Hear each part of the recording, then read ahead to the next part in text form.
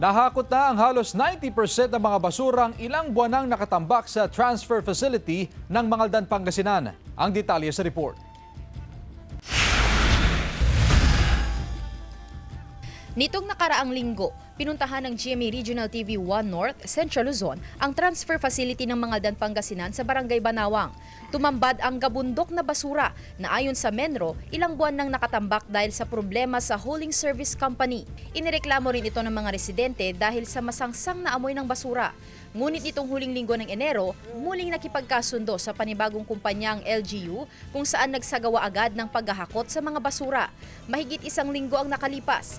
Ito na ang itsura ng transfer facility. So, dati noon, kasi mabaho, kasi malangaw pa. Dati. Ngayon na unti-unti, nababawasan. No? Halos 90% na ng mga nakatambak na basura ang nahakot at nailipat sa sanitary landfill sa Porac, Pampanga. Ang dating drying facility na natambakan din noon ng basura, nalinisan na rin at maaari na ulit gamitin ng mga magsasaka. Maganda na pwede nang magbabilad yan pagka malinis na. Siyempre malawak-lawak yan hindi naman kalsada yan May hinihintay rin daw ang LGU na malalaking bin na gagamitin sa transfer facility. Para sana pagdating ng basura doon sa transfer facility, mailagay na natin agad sa bin at hindi na may dapo sa baba.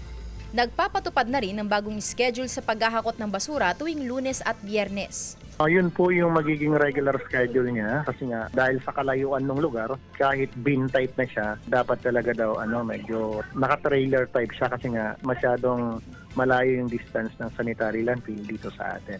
Kasama si Daryl Peralta, Sandy Salvacio, 1 North, Central Luzon.